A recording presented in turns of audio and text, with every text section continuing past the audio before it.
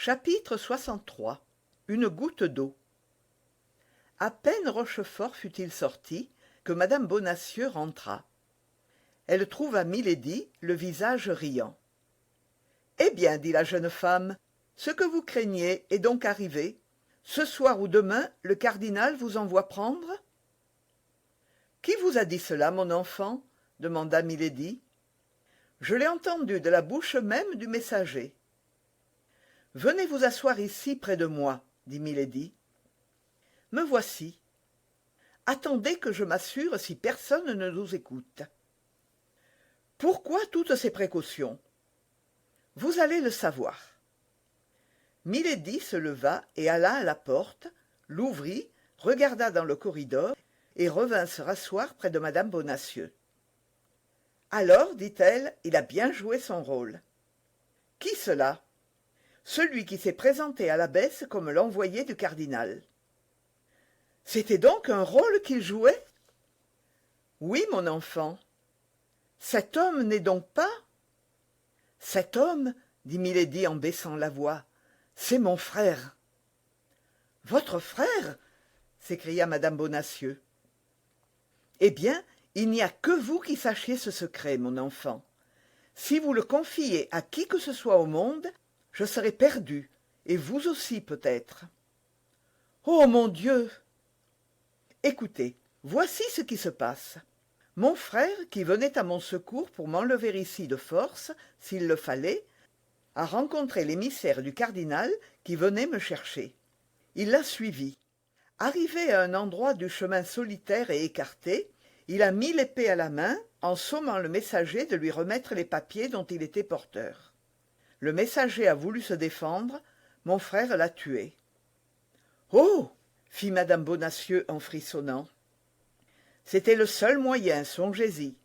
Alors, mon frère a résolu de substituer la ruse à la force. Il a pris les papiers, il s'est présenté ici comme l'émissaire du cardinal lui-même, et dans 1 heure ou 2, une voiture doit venir me prendre de la part de son éminence. Je comprends. Cette voiture, c'est votre frère qui vous l'envoie. Justement, mais ce n'est pas tout. Cette lettre que vous avez reçue, et que vous croyez de madame de Chevreuse, eh bien, elle est fausse. Comment cela? Oui, fausse. C'est un piège pour que vous ne fassiez pas de résistance quand on viendra vous chercher.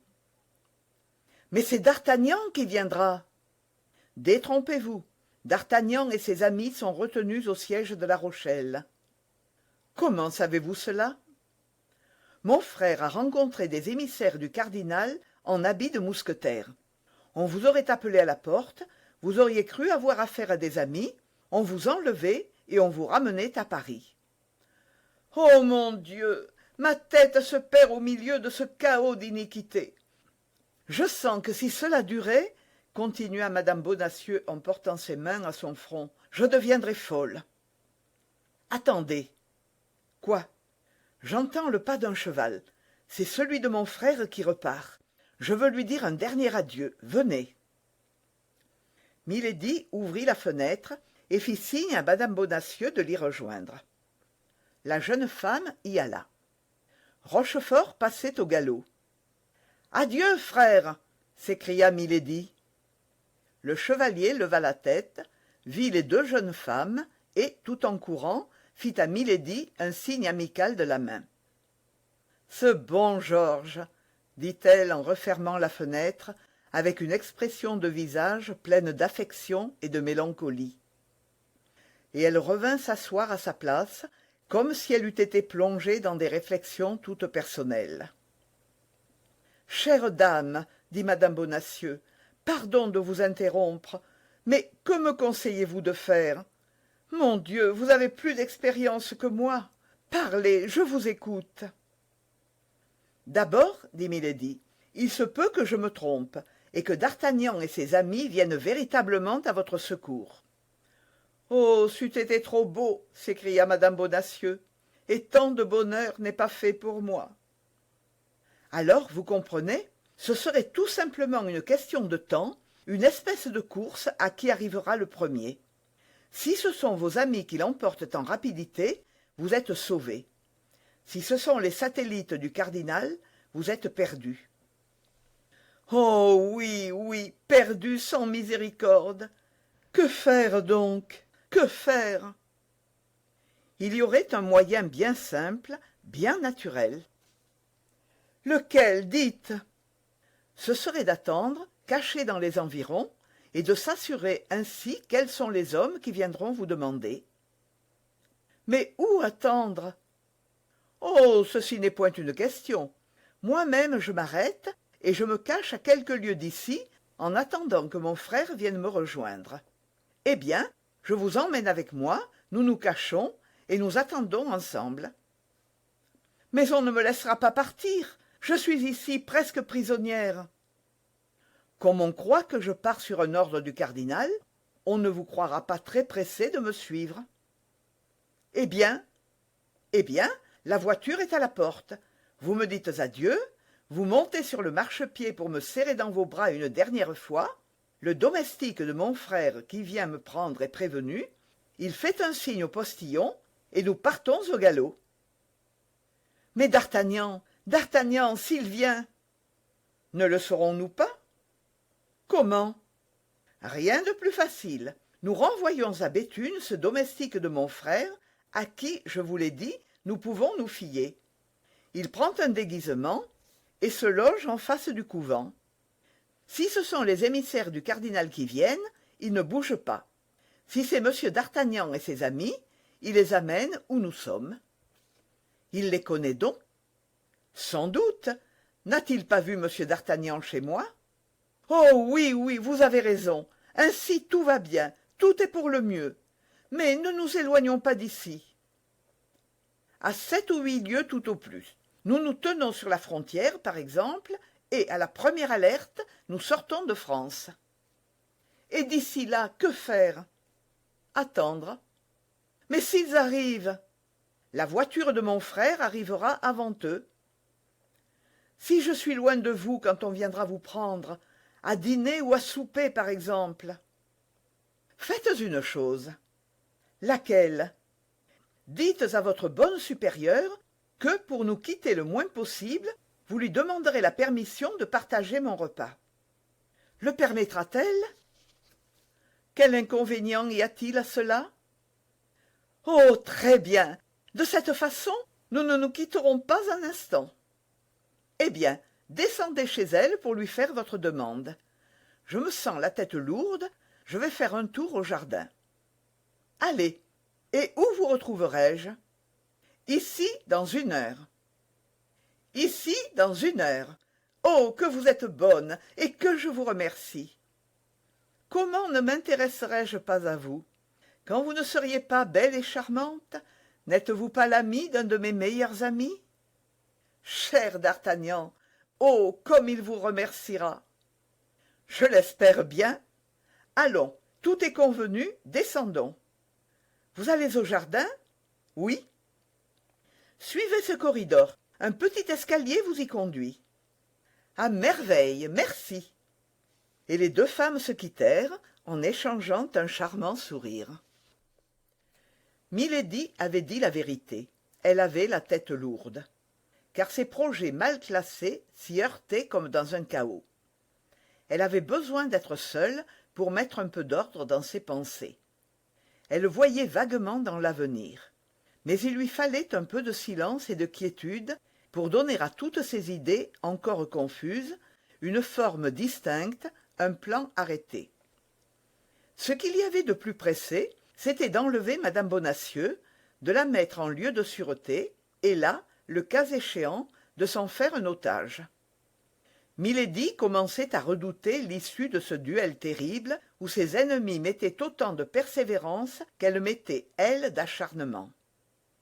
D'ailleurs, elle sentait, comme on sent venir un orage, que cette issue était proche et ne pouvait manquer d'être terrible. Le principal pour elle, comme nous l'avons dit, était donc de tenir madame Bonacieux entre ses mains. Madame Bonacieux, c'était la vie de d'Artagnan. C'était plus que sa vie, c'était celle de la femme qu'il aimait. C'était, en cas de mauvaise fortune, un moyen de traiter et d'obtenir sûrement de bonnes conditions.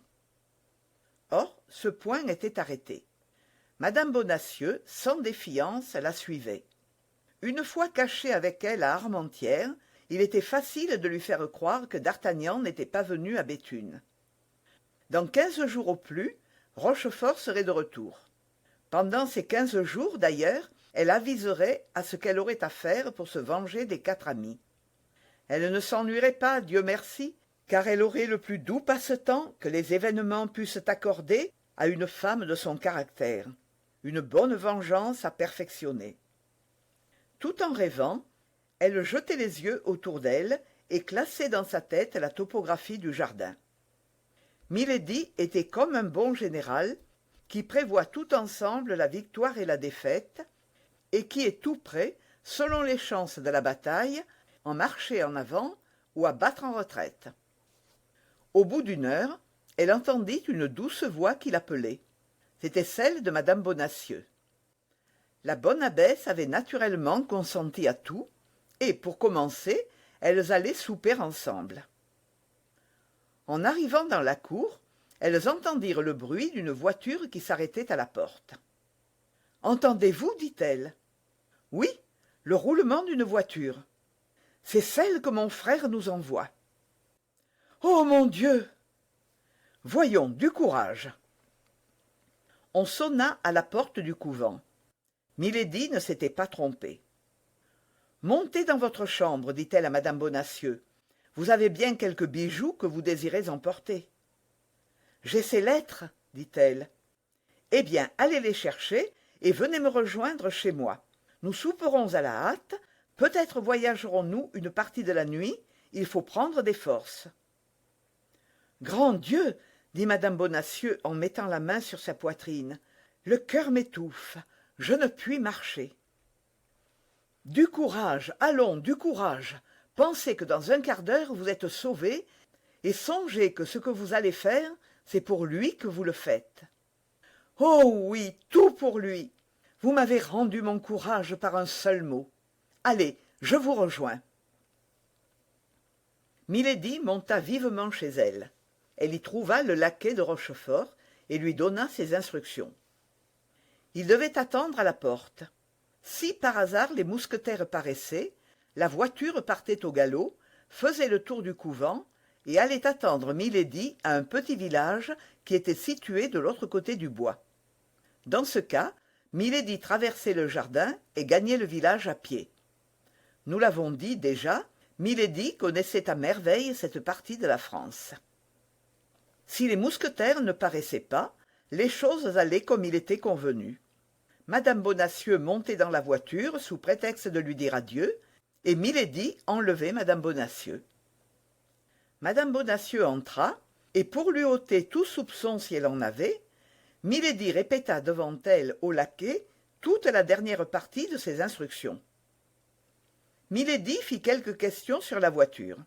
C'était une chaise attelée de 3 chevaux, conduite par un postillon. Le laquais de Rochefort devait la précéder en courrier. C'était à tort que Milady craignait que madame Bonacieux n'eût des soupçons. La pauvre jeune femme était trop pure pour soupçonner dans une autre femme une telle perfidie.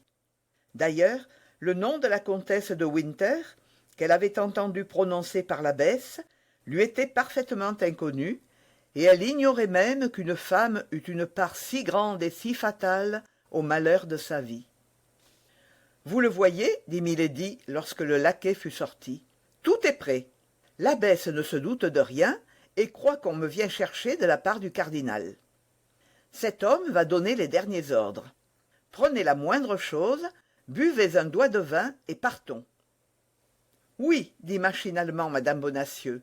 Oui, partons. » Milady lui fit signe de s'asseoir devant elle, lui versa un petit verre de vin d'Espagne et lui servit un blanc de poulet.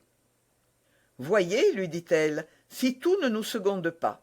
Voici la nuit qui vient.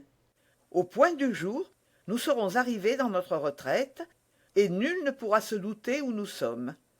Voyons, du courage, prenez quelque chose. » Madame Bonacieux mangea machinalement quelques bouchées et trempa ses lèvres dans son verre. « Allons donc, dit Milady. portant le sien à ses lèvres. « Faites comme moi. » Mais, au moment où elle l'approchait de sa bouche, sa main resta suspendue.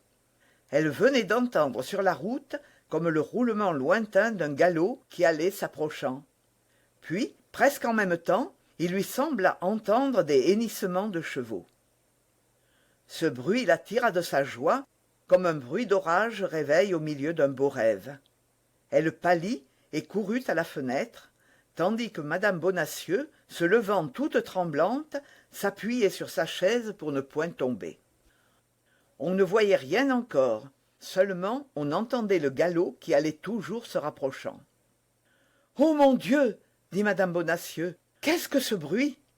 « Celui de nos amis ou de nos ennemis, dit Milady avec son sang-froid terrible. « Restez où vous êtes, je vais vous le dire. » Madame Bonacieux demeura debout, muette, immobile et pâle comme une statue. Le bruit devenait plus fort. Les chevaux ne devaient pas être à plus de 150 pas. Si on ne les apercevait point encore, c'est que la route faisait un coude. Toutefois, le bruit devenait si distinct qu'on eût pu compter les chevaux par le bruit saccadé de leurs fers. Milady regardait de toute la puissance de son attention. Il faisait juste assez clair pour qu'elle pût reconnaître ceux qui venaient. Tout à coup, au détour du chemin, elle vit reluire des chapeaux galonnés et flotter des plumes. Elle compta 2, puis 5, puis 8 cavaliers. L'un d'eux précédait tous les autres de 2 longueurs de cheval. Milady poussa un rugissement étouffé. Dans celui qui tenait la tête, elle reconnut d'Artagnan. « Oh mon Dieu !» s'écria madame Bonacieux. « Qu'y a-t-il donc ?»« C'est l'uniforme des gardes de monsieur le cardinal. Pas un instant à perdre !» s'écria Milady. « Fuyons, fuyons !»« Oui, fuyons !» répéta madame Bonacieux, mais sans pouvoir faire un pas, clouée qu'elle était à sa place par la terreur. On entendit les cavaliers qui passaient sous la fenêtre.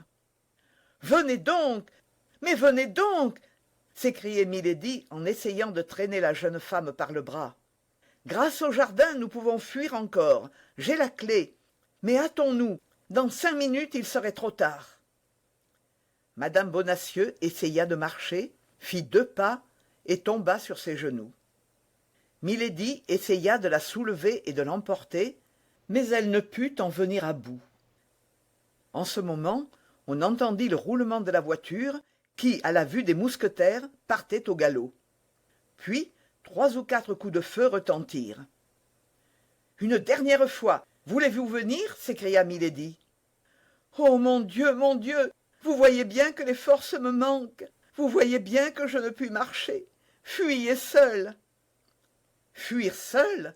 Vous laisser ici? Non, jamais !» s'écria Milady. Tout à coup, un éclair livide jaillit de ses yeux. D'un bond, éperdue, elle courut à la table, versa dans le verre de madame Bonacieux le contenu d'un chaton de bague qu'elle ouvrit avec une promptitude singulière. C'était un grain rougeâtre qui se fondit aussitôt. Puis, prenant le verre d'une main ferme, « Buvez, dit-elle, ce vin vous donnera des forces, buvez. » Et elle approcha le verre des lèvres de la jeune femme, qui but machinalement. « Ah, ce n'est pas ainsi que je voulais me venger, » dit Milady en posant avec un sourire infernal le verre sur la table. « Mais ma foi, on fait ce qu'on peut. » Et elle s'élança hors de l'appartement. Madame Bonacieux la regarda fuir, sans pouvoir la suivre. Elle était comme ces gens qui rêvent qu'on les poursuit et qui essaient vainement de marcher. Quelques minutes se passèrent. Un bruit affreux retentissait à la porte. À chaque instant, madame Bonacieux s'attendait à voir reparaître Milady, qui ne reparaissait pas. Plusieurs fois, de terreur sans doute, la sueur monta froide à son front brûlant. Enfin, elle entendit le grincement des grilles qu'on ouvrait, le bruit des bottes et des éperons retentit par les escaliers. Il se faisait un grand murmure de voix qui allait se rapprochant et au milieu desquelles il lui semblait entendre prononcer son nom. Tout à coup, elle jeta un grand cri de joie et s'élança vers la porte.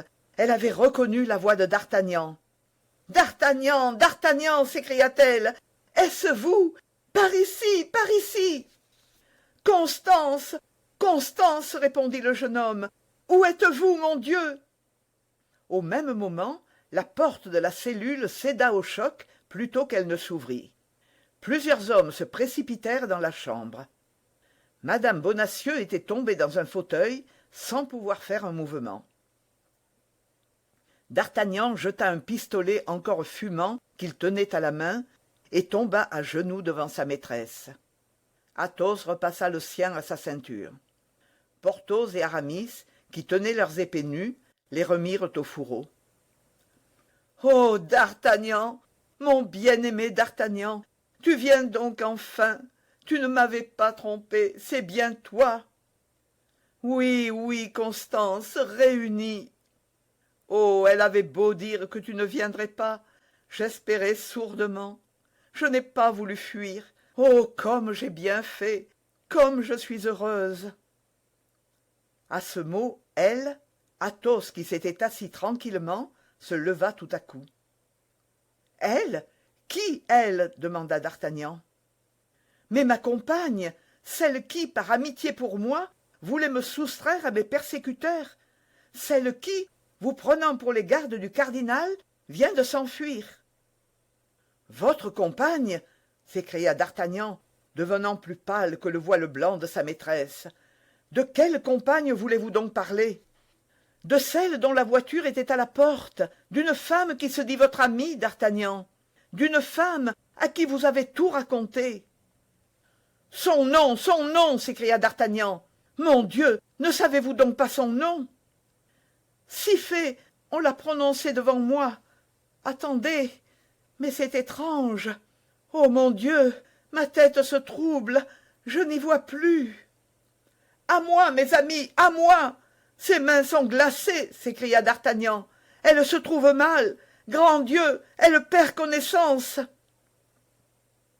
Tandis que Porthos appelait au secours de toute la puissance de sa voix, Aramis courut à la table pour prendre un verre d'eau.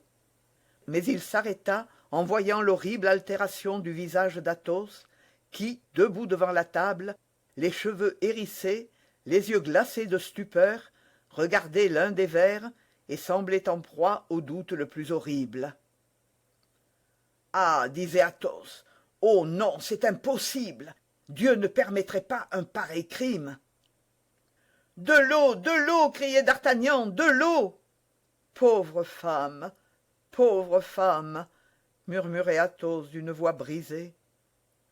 Madame Bonacieux rouvrit les yeux sous les baisers de d'Artagnan. « Elle revient à elle !» s'écria le jeune homme. « Oh mon Dieu, je te remercie !»« Madame, dit Athos, madame, au nom du ciel, à qui ce verre vide ?»« À moi, monsieur, » répondit la jeune femme d'une voix mourante. « Mais qui vous a versé ce vin qui était dans ce verre ?»« Elle. »« Mais qui donc, elle ?»« Ah, je me souviens, dit madame Bonacieux, la comtesse de Winter. » Les quatre amis poussèrent un seul et même cri, mais celui d'Athos domina tous les autres. En ce moment, le visage de madame Bonacieux devint livide, une douleur sourde la terrassa, elle tomba haletante dans les bras de Porthos et d'Aramis. D'Artagnan saisit les mains d'Athos avec une angoisse difficile à décrire. « Et quoi, dit-il, tu crois ?» Sa voix s'éteignit dans un sanglot. « Je crois tout, » dit Athos en se mordant les lèvres jusqu'au sang. « D'Artagnan, s'écria madame Bonacieux, « où es-tu? Ne me quitte pas, tu vois bien que je vais mourir. » D'Artagnan lâcha les mains d'Athos qu'il tenait encore entre ses mains crispées et courut à elle. Son visage si beau était tout bouleversé, ses yeux vitreux n'avaient déjà plus de regard. Un tremblement convulsif agitait son corps, la sueur coulait sur son front. « Au nom du ciel, courez, appelez! Porthos, Aramis, demandez du secours !»« Inutile, dit Athos, inutile. Au poison qu'elle verse, il n'y a pas de contrepoison. « Oui, oui, du secours, murmura madame Bonacieux. « Du secours !» Puis, rassemblant toutes ses forces, elle prit la tête du jeune homme entre ses deux mains, le regarda un instant comme si toute son âme était passée dans son regard, et, avec un cri sanglotant, elle appuya ses lèvres sur les siennes. « Constance, Constance !» s'écria d'Artagnan. Un soupir s'échappa de la bouche de madame Bonacieux, effleurant celle de d'Artagnan. Ce soupir, c'était cette âme si chaste et si aimante qui remontait au ciel. D'Artagnan ne serrait plus qu'un cadavre entre ses bras. Le jeune homme poussa un cri et tomba près de sa maîtresse, aussi pâle et aussi glacé qu'elle. Porthos pleura, Aramis montra le poing au ciel, Athos fit le signe de la croix. En ce moment, un homme parut sur la porte, presque aussi pâle que ceux qui étaient dans la chambre, et regarda tout autour de lui, vit madame Bonacieux morte et d'Artagnan évanoui. Il apparaissait juste à cet instant de stupeur qui suit les grandes catastrophes. « Je ne m'étais pas trompé, dit-il. Voilà monsieur d'Artagnan, et vous êtes ses trois amis, messieurs Athos, Porthos et Aramis. » Ceux dont les noms venaient d'être prononcés regardaient l'étranger avec étonnement. Il leur semblait à tous trois le reconnaître. « Messieurs, reprit le nouveau venu, vous êtes comme moi à la recherche d'une femme qui, ajouta-t-il avec un sourire terrible, a dû passer par ici, car j'y vois un cadavre. » Les trois amis restèrent muets. Seulement la voix comme le visage leur rappelait un homme qu'ils avaient déjà vu. Cependant, ils ne pouvaient se souvenir dans quelles circonstances. « Messieurs, continua l'étranger, puisque vous ne voulez pas reconnaître un homme qui probablement vous doit la vie 2 fois, il faut bien que je me nomme. Je suis Lord de Winter, le beau-frère de cette femme. » Les trois amis jetèrent un cri de surprise. Athos se leva et lui tendit la main. « Soyez le bienvenu, milord, dit-il, vous êtes des nôtres. »« Je suis parti 5 heures après elle de Portsmouth, dit Lord de Winter. Je suis arrivé 3 heures après elle à Boulogne.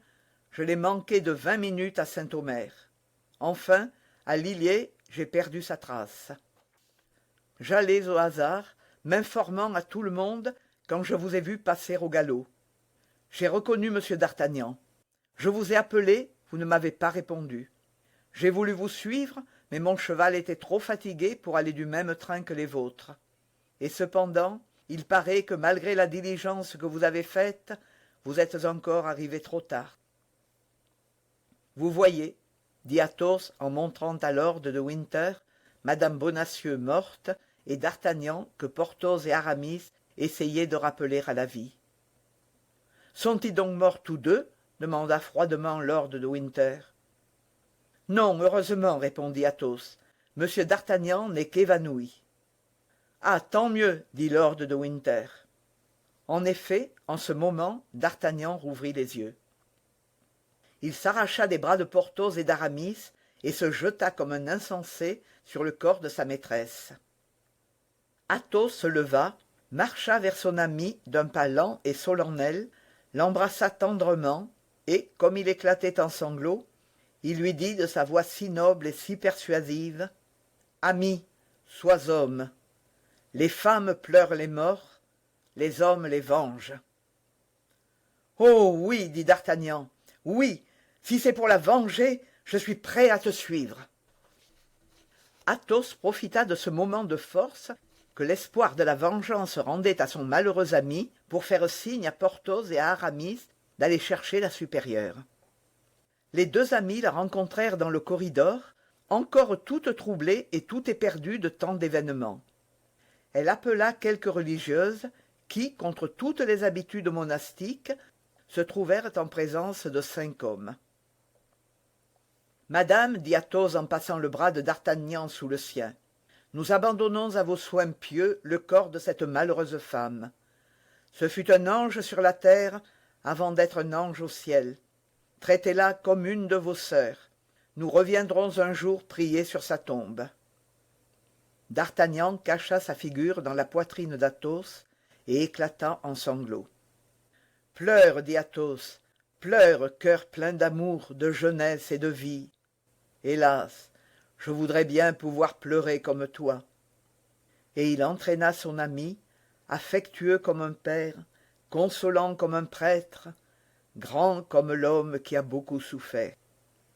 Tous cinq, suivis de leurs valets, tenant leurs chevaux par la bride, s'avancèrent vers la ville de Béthune, dont on apercevait le faubourg, et ils s'arrêtèrent devant la première auberge qu'ils rencontrèrent.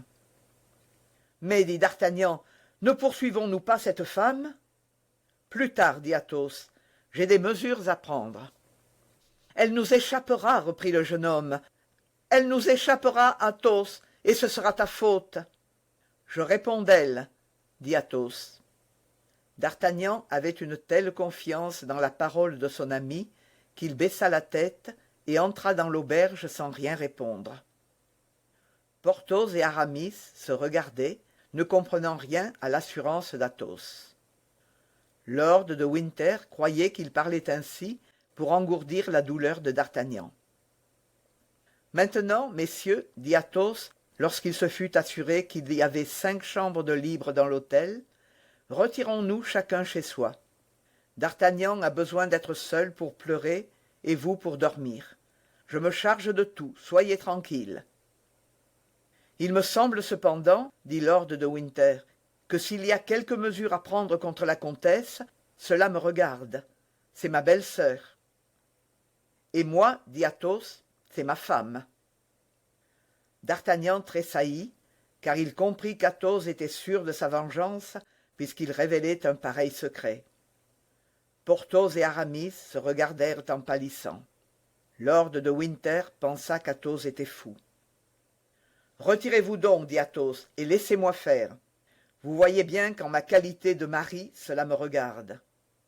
Seulement, d'Artagnan, si vous ne l'avez pas perdu, remettez-moi ce papier qui s'est échappé du chapeau de cet homme et sur lequel est écrit le nom de la ville. »« Ah, dit d'Artagnan, je comprends. Ce nom écrit de sa main ?»« Tu vois bien, dit Athos, qu'il y a un Dieu dans le ciel.